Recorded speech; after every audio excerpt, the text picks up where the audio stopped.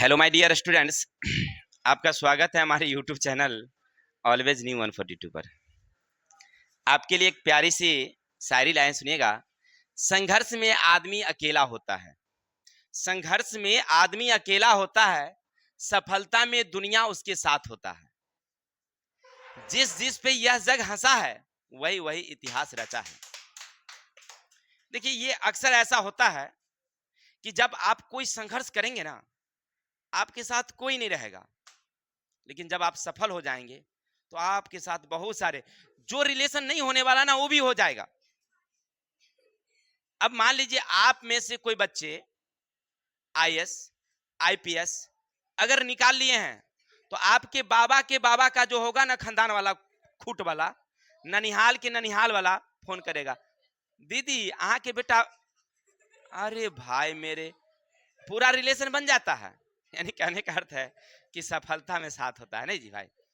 संघर्ष में अकेले छोड़ देता है। पढ़ने जाइएगा तो कोई नहीं पूछेगा कि बउआ खाना खैला कि ना खैला, कोई नहीं पूछता है। लेकिन सफल होने के बाद वहां से ननिहाल के नानी कन से फोन आएगा। हाँ, ऐसा होता है। चलिए, जो भी है, ऐसा होना ही चाहिए। सफल होंगे तब आनंद तो मिलना चाहिए ना, कम से कम कुछ लोग तो। चलिए, तो आज हम लोग पढ़ेंगे क्लास 10th संस्कृत का अध्याय नंबर 4, जिनका नाम है संस्कृत साहित्य लेखिका। अब आप गौर करते होंगे भाई, चैप्टर क्या है भाई? तो हमारे समाज में जितना लड़कों का महत्व है, उतने ही लड़कियों का महत्व है, स्त्रियों का महत्व है। इस चैप्टर में यही समझाया गया है कि समाज की जो गाड़ी है, समाज रूपी गाड़ी, वो गाड़ी एक पहिए से नहीं चलती है, दो पहियों पर चलती है। एक पहिया पर तो उलट ही जाएगी, इसलिए दो पहिया जरूरी है। और वो भी क्या होना चाहिए? समानांतर, बराबर होना चाहिए। एक बार छोट हो जाने के बाद भी उलटी हो जाएगी। तो इसी चीज को यहाँ पर समझाया गया है। तो चलते हैं हम लोग चैप्टर की तरफ, क्योंकि हमें चैप्टर आज पढ़ना है। ध्यान से सुनिएगा, यहाँ से जो भी ऑब्जेक्टिव सब्जेक्टिव क्वेश्चन बनने वाले हैं, सब हम बारी बारी से आपको समझाते जाएंगे। तो ज्यादा देरी ना करते हुए चलते हैं चैप्टर की तरफ। सुनिएगा क्या लिखते हैं।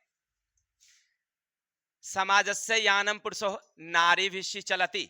समाजस्य यानम यानी समाज रूपी जो गाड़ी है, पुरुष ही, पुरुष, नारी, नारी भिश्च माने साथ साथ, चलती चलती है।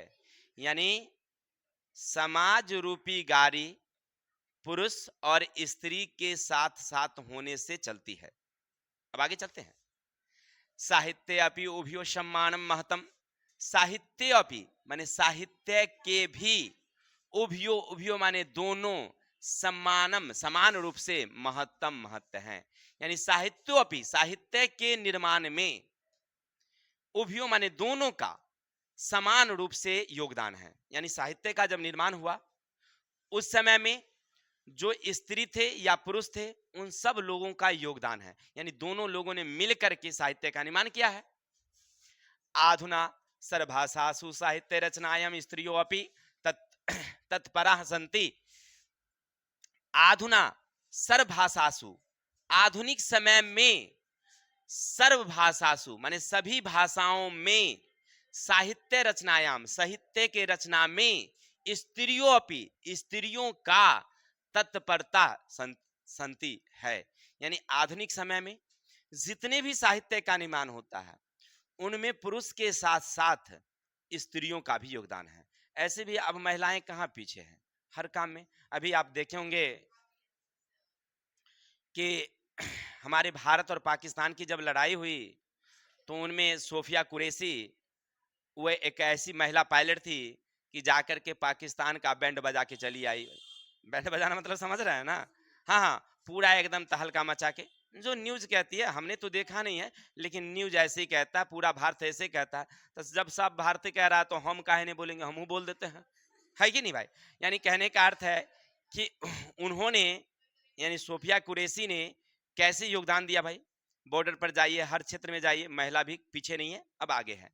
तो वही कह रहे हैं कि सभी आधुनिक समय में सभी भाषाओं के साहित्य के निर्माण में महिलाओं का बहुत बड़ा योगदान है। यस्य लभन्ते संस्कृत साहित्य प्राचीन काल देव साहित्य समृद्धो योगदानम न्यूनधारी परयते।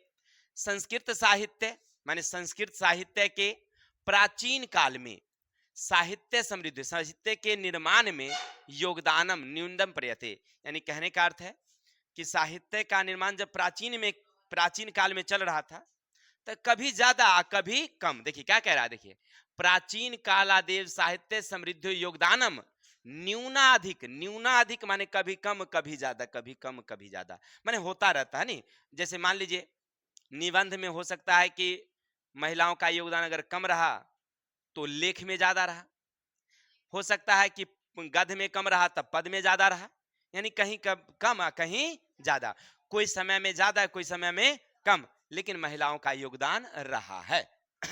आगे चलते हैं। पाठे अस्मिन प्रति प्रसिद्धानाम लेखिका नाम वे चर्चा वर्तते येन साहित्य निधि पूरेन तासाम योगदानम जायते। देखिए कहते हैं पाठे अस्मिन माने पाठ में, प्रसिद्ध लेखिका नामदेव, यानी इस पाठ में जो प्रसिद्ध लेखिका हैं उनके नामों का चर्चा और उनके द्वारा जो साहित्य का निर्माण किया गया है उनका चर्चा हम लोग इसमें करेंगे। यानी जो हम लोग पाठ पढ़ने वाले हैं उस पाठ का जो मुख्य बातें थी, क्या बात था समझिएगा एक तरह से, कि इस पाठ में ये बताया गया है कि साहित्य समाज रूपी जो यान है, इस यान को चलने में स्त्री और पुरुष दोनों का योगदान है, और इस योगदान में अभी नहीं प्राचीन काल से महिला कभी कम कभी ज्यादा योगदान करती है, और अभी की बात करें तो अभी भी जितनी भी महिलाएं हैं कहीं पीछे नहीं है, वो भी साहित्य के निर्माण में अपना योगदान दे रही है। अब हम पाठ जब शुरू करेंगे तो पाठ में ये पढ़ेंगे कि प्राचीन काल में कौन कौन महिलाएं और आधुनिक काल में कौन कौन महिलाएं कौन कौन सी ग्रंथ लिखी है, इस सब का चर्चा इस पाठ में हम लोग विस्तार से करेंगे। चलिए तो दिल थाम के बैठिए, अब यहां से हम लोग चलेंगे पाठ की तरफ। दरअसल वो भिक्स टॉफी मांग के ले आओ नीचे से, भिक्स टॉफी। चलते हैं, सुनिएगा। विपुलम संस्कृत साहित्यम विभिन्न कवि भी शास्त्रास्य संवर्धितम। विपुलम संस्कृत साहित्यम विभिन्न कवि भी शास्त्रास्य संवर्धितम। समझिएगा, विपुलम माने होता है बहुत मात्रा में, बहुत सारे। संस्कृत साहित्य के विभिन्न कवियों ने शास्त्रास्य संवर्धितम माने शास्त्र का निर्माण किया है। चलिए ध्यान दीजिएगा कि बहुत मात्रा में संस्कृत साहित्य में बहुत सारे कवियों ने योगदान दिया है। पूरा लाइन समझिए कि अलग अलग समय में अलग अलग कवियों ने क्या किया है, अलग अलग साहित्य का निर्माण किया है। यानी बहुत सारे साहित्य का जब निर्माण हुआ तो उनमें कवियों ने क्या किया भाई, योगदान दिया है। क्या भाई आगे है वैदिक, सुनिएगा। वैदिक कालाद्रंभ शास्त्राणाम काव्यानाश्च रचने संरचने च यथा पुरुषः दत्त चिंताम अववत् तथैव स्त्रियोपि दंतावधाना प्राप्यन्ते। सुनेंगे, वैदिक काला माने वैदिक काल में, वैदिक काल समझ रहे हैं ना, माने प्राचीन काल में, पुराने समय में जब वेद का निर्माण हुआ था तब उस समय की बात कर रहे हैं। वैदिक कालांध्रम मैंने वैदिक काल में शास्त्रानाम शास्त्रों के रचना में, काव्यनाश्च माने काव्यों के रचना में, रचने संरक्षणे च और संरक्षण में, यथा जैसे पुरुषों ने, दत्त चिता जैसे योगदान दिया है, अभवन तथा स्त्रियों भी दत्तवाना माने वैसे स्त्रियों ने भी योगदान दिया है। आपने क्या समझा कि वैदिक काल में माने जब वेद का निर्माण चल रहा था तो उस समय शास्त्र का जब निर्माण हो रहा था तो जैसे पुरुषों ने योगदान दिया है, ठीक उसी तरह से जो स्त्रियां थी उस समय वो भी उस शास्त्र के निर्माण में योगदान दी है। अब आगे क्या कहते सुनिएगा। वैदिक युगे मंत्राणाम दार्शनिका न केवला ऋष्यभ्यः प्रस्तुता ऋषिका अपि सन्ति। वैदिक युगे माने वैदिक युग में मंत्रानाम मंत्रों के दर्शका माने दर्श मत समझिए निर्माण में न केवल ऋषियः ऋषि परिक्त ऋषिका यानी ऋषि की पत्नी अपि संति भी थे। यानी जब वैदिक युग में वेदों का निर्माण चल रहा था तो जो मंत्र हैं जो वेद हैं उनके निर्माण में केवल ऋषि लोग ने योगदान नहीं दिया, साथ साथ ऋषिका यानी स्त्रियों ने भी योगदान दिया है। उन्होंने मिल करके बैठ करके मंत्र का निर्माण किया है। तो थोड़ा सा इसको पूरा समझ लेते हैं।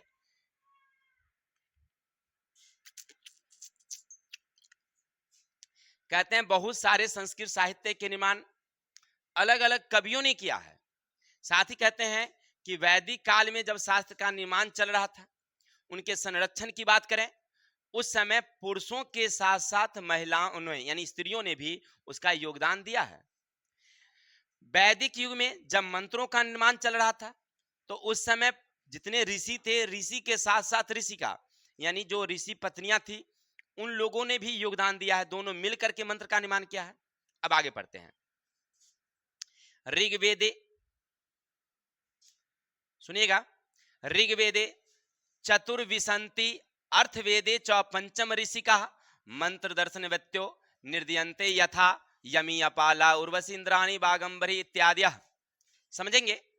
कहते हैं कि ऋग्वेद क्योंकि पीछे छूट गया ऋग्वेद में चतुर्विंशति विसंति का मतलब होता है 20 और चतुर का मतलब 4, तब 20 से पहले 4 यानी कि 24 स्त्रियों का नाम आया है। अब यहां से एक ऑब्जेक्टिव क्वेश्चन पूछेगा कि ऋग्वेद के निर्माण में कितने महिलाओं का कितने स्त्रियों का योगदान, तो 24। ऋग्वेद के निर्माण में कितनी महिलाएं, 24। फिर कहते हैं अथर्ववेदे च पंचम, अथर्ववेद के निर्माण में कितने, 5। ऋषिका माने ऋषि की पत्नियां मंत्र दर्शने व्यत्यो निर्दयन्ते यथा, मंत्र का निर्माण करने में 5 स्त्रियों का योगदान है। कौन कौन है भाई, तो उनका नाम है यमी अपाला उर्वशी इंद्राणी वागंभरी। यह याद रखिएगा, परीक्षा में पूछता है कि अथर्ववेद के निर्माण में किन किन महिलाओं का योगदान है। अथर्ववेद के मंत्र के निर्माण में किन किन महिलाओं स्त्रियों का योगदान है, तो यमी अपाला उर्वशी बागंभरी और इंद्राणी, याद रखिएगा। ठीक है, चलिए यहां से कुछ ऑब्जेक्टिव कुछ सब्जेक्टिव बन गए। आपसे पूछेगा कि ऋग्वेद के निर्माण में कितने स्त्रियों का योगदान, तो 24। अथर्ववेद के निर्माण में कितने, तो 5। तो कौन कौन, तो याद रखिएगा यमी अपाला उर्वशी इंद्राणी और बागंभरी। किसी को दिक्कत, अब आगे चलते हैं। बृहदारण्यो कोपनिषद याज्ञवल्क्य पत्नी मैत्रिकी दार्शनिका दार्शनिक रुचिमति वर्णिता या याज्ञवल्क्य आत्मत्वम शिक्षति। देखिए बृहदारण्यकोपनिषद नाम है, ये याद रखेंगे। क्या नाम है, ये एक उपनिषद का नाम है जिनका नाम है बृहदारण्यकोपनिषद। हम लोग पढ़े थे ना कल मैंने पिछले वाली चैप्टर में कि उपनिषद कितने थे, 108। तो उनमें से एक उपनिषद है, इसका नाम है बृहदारण्यकोपनिषद। इनमें एक स्त्रियों का वर्णन है, उनका नाम है याज्ञवल्क्य की पत्नी मैत्री। क्या नाम है उनका, मैत्री। याज्ञवल्क्य एक ऋषि हैं, उनकी पत्नी का नाम है मैत्री।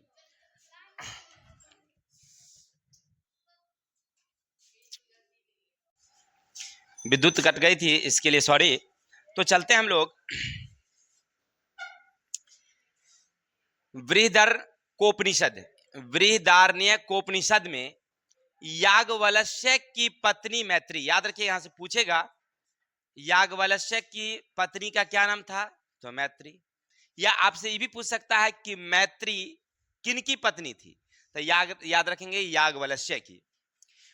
दार्शनिक रुचिमति वर्णिता या याज्ञवल्क्य आत्मतत्व शिक्षति। उन्होंने एक किताब की रचना की है, एक ग्रंथ की रचना की है जिनका नाम है याज्ञवल्क्य, यानी अपने पति के नाम पर ही एक ग्रंथ की रचना की है याज्ञवल्क्य, जिसमें आत्म तत्व माने आत्मा के तत्व के बारे में शिक्षति, शिक्षा देती है। माने उस ग्रंथ में क्या लिखा गया है, तो आत्मा का क्या रहस्य होना चाहिए, आत्मा किसे कहते हैं, उसका क्या काम है, इन सारे चीजों की शिक्षा मिलती है किससे हमको, तो मैत्री द्वारा रचित एक ग्रंथ है जिनका नाम है याज्ञवल्क्य। ठीक है, आगे चलते हैं।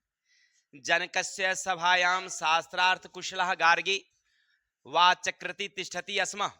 जनकस्य माने जनक के, सभायाम सभा में, शास्त्रार्थ कुशला शास्त्रों के कुशल वर्णन के लिए, गार्गी नामक वाच चक्रतिष्ठति अस्म वहां रहती थी।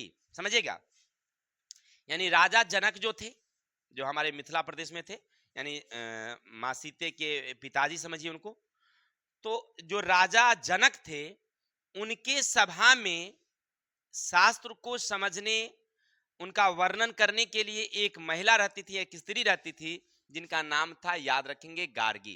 तो अब यहां से फिर ऑब्जेक्टिव पूछेगा, राजा जनक के सभा के स्त्री कौन थी, या शास्त्र स्त्री कौन थी, तो गार्गी। या ऐसे उल्टा भी करके पूछ सकता है कि गार्गी स्त्रियां किस राजा के राज दरबार में रहा करती थी, तो राजा जनक। ठीक है, तो फिर से राजा जनक के राजसभा में यानी सभा में शास्त्रों का कुशल पूर्वक अध्ययन के लिए एक वचनार्थ तिष्ठती रहती थी, कौन, गार्गी। आगे चलते हैं। महाभारते अपि जीवन पर्यन्ते वेदांत अनुशासनशील प्रायः सुलभायाम वर्णम लभन्ते। महाभारते अपि माने महाभारत के निर्माण में भी, जीवन पर्यंतम जीवन पर्यंत तक, वेदांत अनुशासनशील प्रायः माने अनुशासनशील माने वेदों के निर्माण में, समझने में, इन सारे चीजों में, सुलभायाम वर्णम लभन्ते अनेक सारी स्त्रियों का योगदान रहा है। यानी महाभारत का जब निर्माण हो रहा था तो उस समय भी उनमें मंत्रों को समझने, शास्त्रों को लिखने में बहुत सारे स्त्रियों का भी योगदान रहा है। अब फिर से थोड़ा सा इसका समझ लेते हैं पूरा लाइन का अर्थ एक बार और।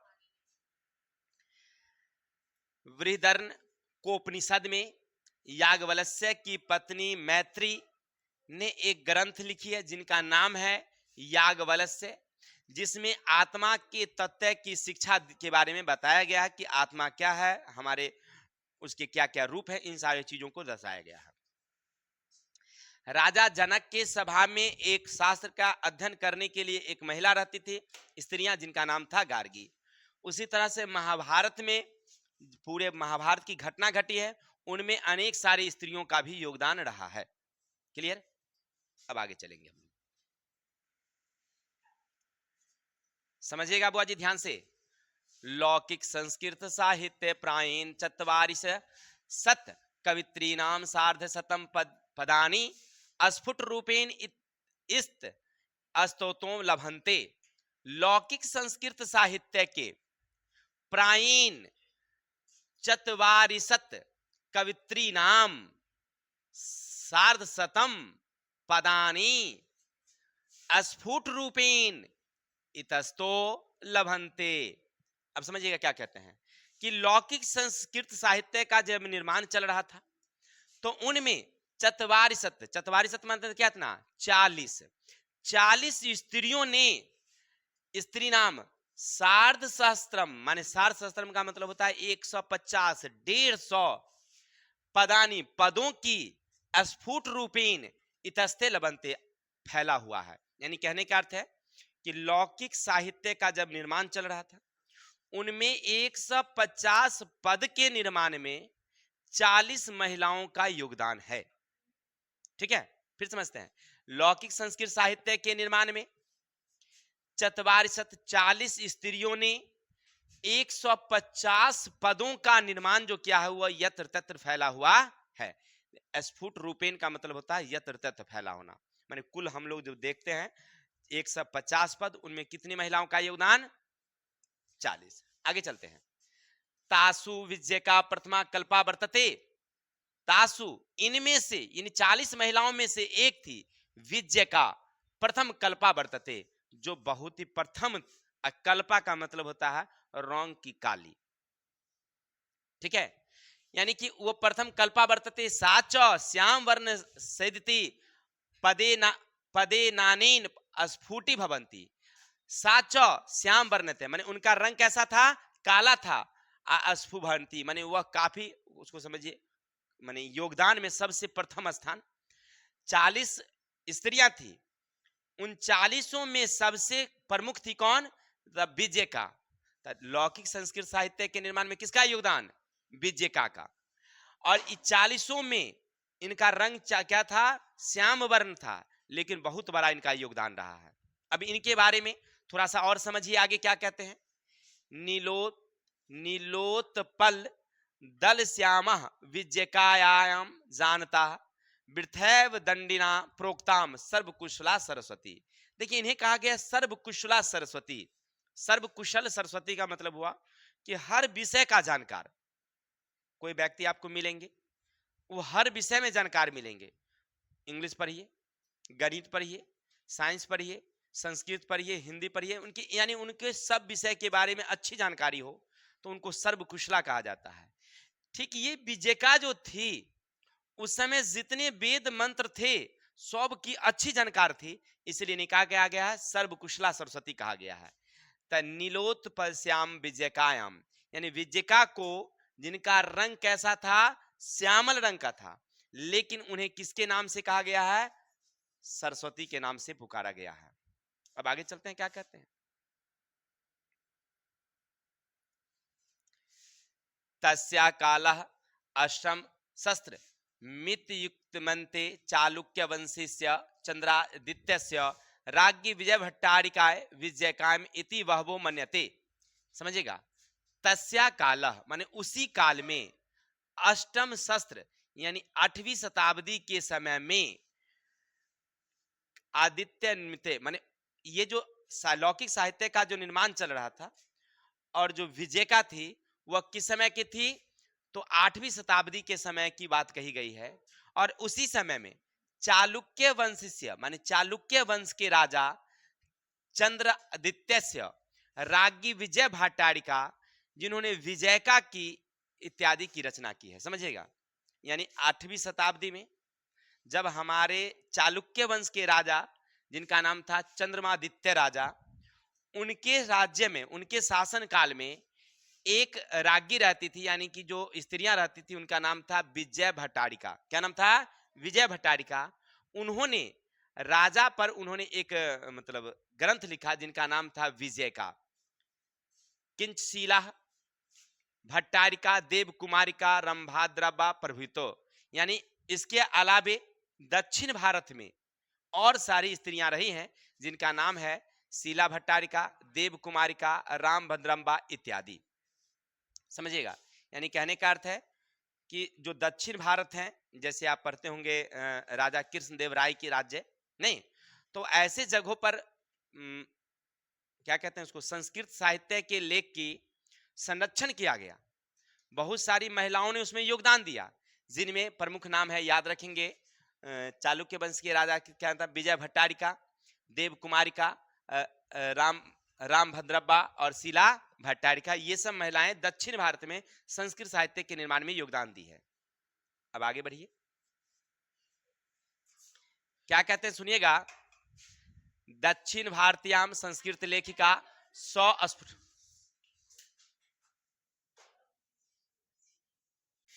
चलिए बाजे, तो हम लोग पढ़ रहे थे वहां तक कि दक्षिण भारत की कुछ लेखिकाओं का नाम यहाँ पर आया था, जिनमें कौन कौन थे, तो उनका नाम था शीला भट्टारिका, देव कुमारिका, राम भद्रब्बा इत्यादि। पूछेगा आपसे कि दक्षिण भारत की कुछ लेखिकाओं के नाम बताइए। याद रखिएगा, दक्षिण भारत के कुछ संस्कृत लेखिका का नाम, तो याद रखिएगा शीला भट्टारिका, देव कुमारिका, राम भद्रम्बा इत्यादि। वहां पूछता है क्वेश्चन में।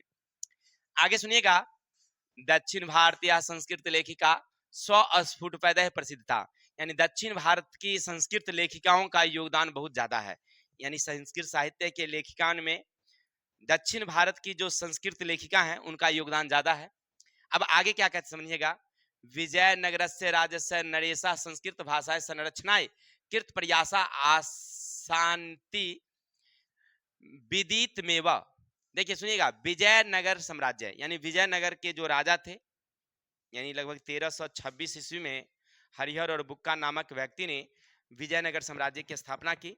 वहां 4 वंश शासन किए थे, जिनमें सबसे प्रसिद्ध राजा थे कृष्णदेव राय। 4 वंशों ने शासन किया था, तो उनमें से सबसे प्रसिद्ध राजा कौन रहे थे? कृष्णदेव राय। तो उन्हीं के राज्य की बात चर्चा चल रही है कि विजयनगर में के जो राजा थे, संस्कृत भाषा के संरक्षण के लिए उन्होंने काफी प्रयास किया था। ठीक है, विजयनगर साम्राज्य के राजाओं ने संस्कृत भाषा के संरक्षण के लिए काफी योगदान दिया था। तेसा मन्नते पूरे अपि संस्कृत रचना कुशला राज्यो अभवन। तेसाम मनते, ऐसा माना जाता है, पूरे अपि माने पूरे में, संस्कृत रचना में, कुशल राज्य भी माने कुशल राज्यों का बड़ा योगदान, माने राजा के साथ साथ वहां के लोगों का भी बहुत बड़ा योगदान था। किसमें? तो संस्कृत के संरक्षण में। उनमें याद रखेंगे एक नाम है जिनका नाम है कंपन राय। याद रखिए, कंपन राय यस्य माने कंपन राय के चतुर्शतकम माने चौथी शताब्दी की बात करें, 14वीं शताब्दी समझिए। राज्ञी पत्नी गंगा देवी मधुर विजयम इति महाकाव्यम स्वस्वामिनो मधुरई विजय घट नाम आश्रितम रचयता। पूरा समझिएगा। संस्कृत साहित्य के रचना में विजयनगर साम्राज्य के लोगों का तो बहुत बड़ा योगदान रहा ही। वहां के लोग, राजा सब संरक्षण तो दे ही रहे थे, लेकिन उसी राज्य के एक राजा थे जिनका नाम है, याद रखिएगा, कंपन राय। क्या नाम था? कंपन राय। माने कृष्णदेव राय के कोई वंशज होंगे। उनमें 14वीं शताब्दी की बात है, उनकी पत्नी, राज्ञी पत्नी, जिनका नाम था गंगा देवी। क्या नाम था? गंगा देवी। उन्होंने एक ग्रंथ की रचना की है जिसका नाम है मधुर विजयम। तो आपसे पूछेगा मधुर विजयम किन की रचना है? तो गंगाई देवी का। कहा? तो दक्षिण भारत में नाम था, कंपन राय की पत्नी थी। उन्होंने इस महाकाव्य की रचना स्वामिनो, अपने पति के, माने स्वामिनो माने क्या? अपने पति के मधुरई, मधुर भाषा में उनका नाम है विजय घटना, यानी उन्होंने जो विजय प्राप्त किया, माने कहीं कोई युद्ध लड़ा, युद्ध लड़ने पर उन्होंने जो विजय हासिल की, इस विजय हासिल करने में जो उन्होंने लड़ाई लड़ने में जो जो योगदान आया था, इन सारे चीजों को उन्होंने अपने ग्रंथ में लिखा, यानी अपने पति के बारे में उन्होंने लिखा था ग्रंथ में। अब आगे बढ़ेंगे थोड़ा सा, तो अब थोड़ा सा पहले पूरा उसको समझ लीजिए। विजयनगर साम्राज्य के राजाओं ने संस्कृत साहित्य के निर्माण में, उनके संरक्षण में काफी योगदान दिया। राजा के साथ साथ वहां के लोगों ने योगदान दिया, जिनमें प्रमुख हैं, याद रखेंगे, कंपन राय की पत्नी थी जिनका नाम है गंगा देवी। उन्होंने अपने पति के विजय अभियान पर एक ग्रंथ लिखे जिनका नाम है मधुर विजयम। अब आगे चलिएगा। तत्रात अंग का नाम शनिवेश आवर्ज को वर्तते तस्मिन तस्मिन नेव राज्य षोडशत के शासन कुर्वंत अच्युत्य राय, याद रखेंगे, अच्युत्य राज्ञी तुरंबला वरदाम्बिके पर्णिया नाम को प्रौढ़ चंबुका से रचयता। अब समझिएगा, उसके बाद, किसके बाद? कंपन राय 14वीं शताब्दी में था। अब यहां चलिएगा, समझिएगा, षोडश शतके यानी कि 16वीं शताब्दी में, उसके बाद उनके जो वंशज आए जिनका नाम था अच्युत्य राय, उनकी पत्नी थी तिरुम्बला। याद रखेंगे, तिरुम्बला किनकी पत्नी थी? अच्युत्य राय की।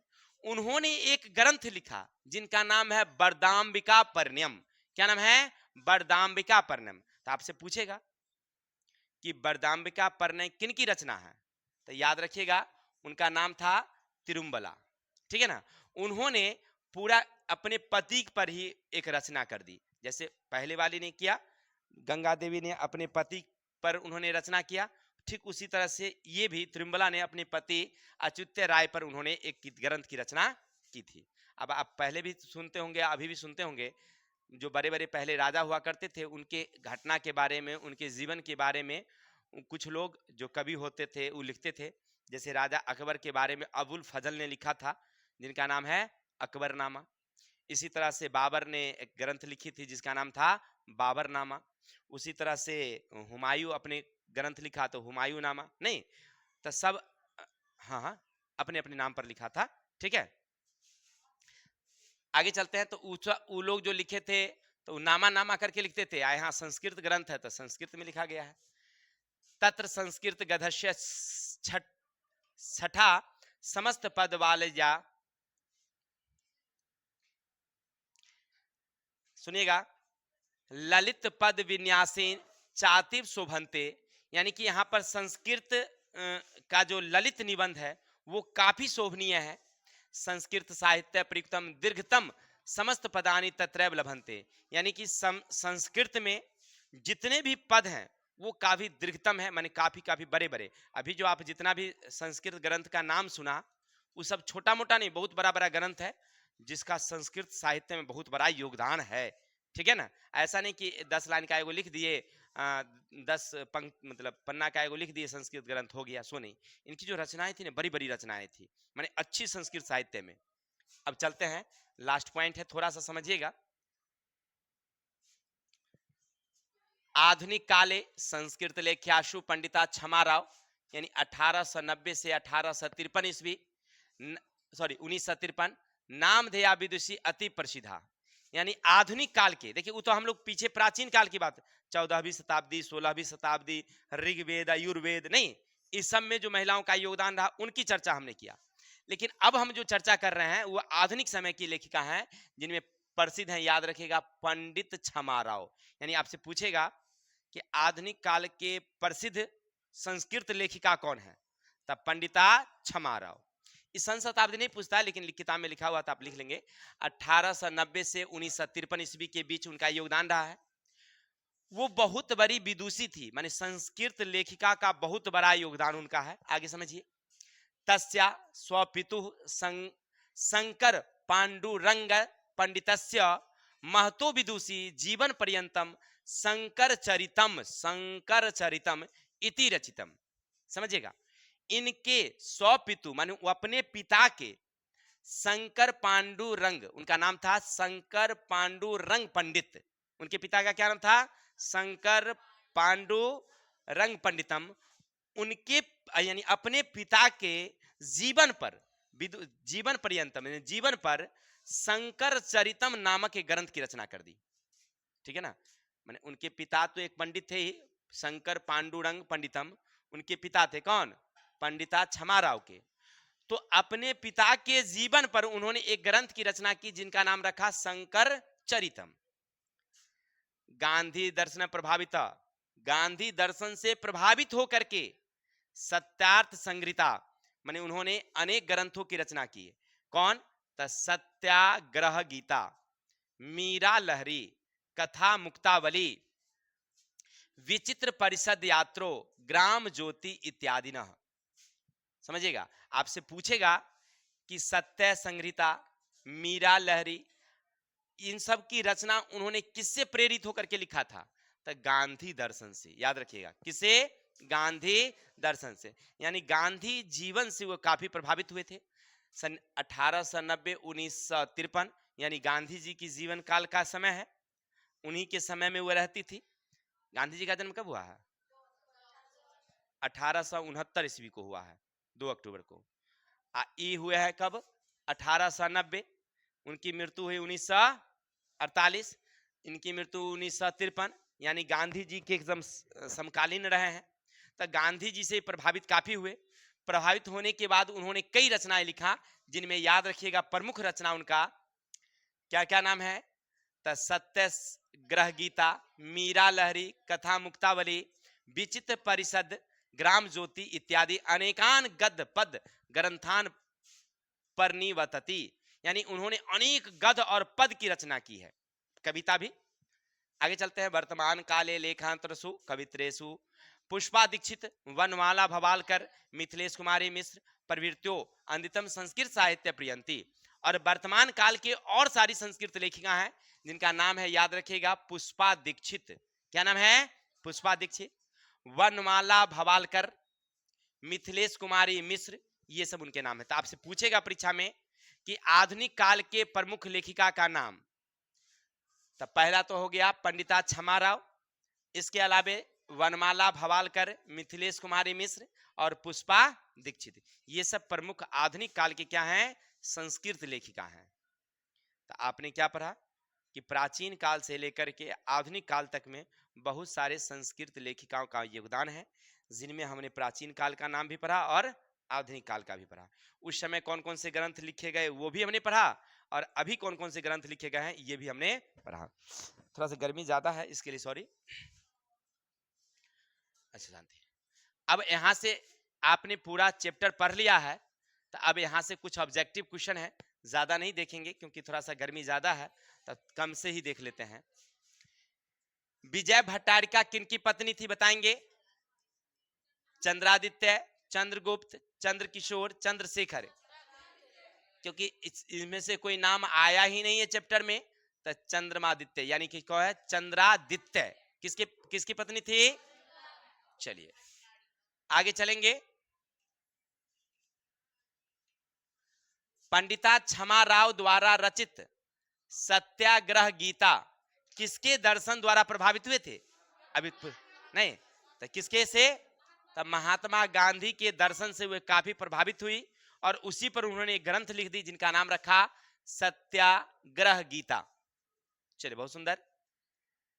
आगे, गंगा देवी का समय क्या है? माने गंगा देवी कौन समय में काम की थी? 14वीं सदी, 8वीं सदी, 9वीं सदी, 12वीं सदी? 14वीं सदी। नहीं, ये किनकी पत्नी थी? कल्प राय की, कल्प राय की पत्नी थी गंगा देवी, जो 14वीं सदी में काम की थी। नहीं, चलिए आगे चलते हैं। याज्ञवल्क्य अपनी पत्नी मैत्री को किसकी शिक्षा देते हैं? याज्ञवल्क्य अपनी पत्नी मैत्री को किसकी शिक्षा? भारतीय संस्कार, न्याय योग, आत्म तत्व, संख्य। नहीं नहीं नहीं नहीं, नहीं। आत्म तत्व का, उसी पर उन्होंने ग्रंथ लिखी थी ना, आत्म तत्व पर ग्रंथ लिखी थी। तो किसकी शिक्षा देते हैं? आगे, याज्ञवल्क्य की पत्नी का क्या नाम था? मैत्री। क्या नाम था? चलिए सब याद है ना आप लोगों को? बहुत सुंदर है। आगे ध्यान से सुने होंगे तो सब याद रहना ही चाहिए। विजयका का काल किस शतक में माना जाता है? माने विजयका की जो रचना हुई थी वह कौन सी समय था? पंचम, सप्तम, नवम, अष्टम? नहीं, गलत गलत गलत, अष्टम है। देख लीजिए वहां पर कि ये कौन सा काल है? अष्टम का काल है। पंचम का कोई समय ही नहीं था उसमें, देख लीजिए अष्टम का था। कब का था? अष्टम। आगे, महाभारत में किस लेखिका उल्लेख मिला है? तो गार्गी का, मैत्री का, सुलभा का, यमी का? तब महाभारत में किसी लेखिका का नाम है ही नहीं है, ऑप्शन गलती लिखा गया है, इसमें किसी लेखिका का नाम है ही नहीं, क्योंकि महाभारत में जो लेखिका है वहां पर नाम गौण है, योगदान है लेकिन कोई नाम नहीं आया है।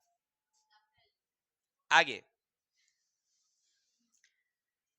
समझिएगा, किसकी गीत देवता गाते हैं? भारत की, स्वीडन की, बांग्लादेश की, पाकिस्तान की? तो याद रखेंगे भारत की। किसकी गीत गाते हैं? आगे, वर्तमान काल की संस्कृत लेखिका कौन है? नहीं नहीं, गलती हो गया, अभी तुरंत पर है, मिथिलेश कुमारी मिश्र हैं। इसके बाद पंडिता क्षमा राव है, वनमाला भवालकर हैं। नहीं, ये सब आधुनिक काल के हैं। गंगा देवी तो 14वीं सदी की है भाई। आधुनिक काल की कौन कौन है? तब मिथिलेश कुमारी मिश्र, पंडिता क्षमा राव, वनमाला भवालकर। नहीं, चलिए आगे चलेंगे थोड़ा सा, सुनिएगा। सर्वकुशला सरस्वती किसने कहा है? याज्ञवल्क्य, वाग्भट, जनक, दंडी? तो याज्ञवल्क्य किसे कहा गया है? चलिए आगे, ग्राम ज्योति का लिखितवती यानी ग्राम ज्योति को रचना किसने किया था? तो क्षमा राव, पंडिता क्षमा राव, मिथिलेश कुमारी मिश्र, शांति देवी, गंगा देवी? किसने किया था? तब पंडिता क्षमा राव। पंडिता क्षमा राव ने ग्राम ज्योति, ठीक है ना, मीरा लहरी, गांधी दर्शन, नहीं, इत्यादि लिखी है। चलिए तो आज के लिए इतनी रहने देते हैं, क्योंकि ज्यादा गर्मी होने की वजह से बाकी जो क्वेश्चन है वो कल देखेंगे। तब तक के लिए जय हिंद, जय भारत। 34-35 क्वेश्चन।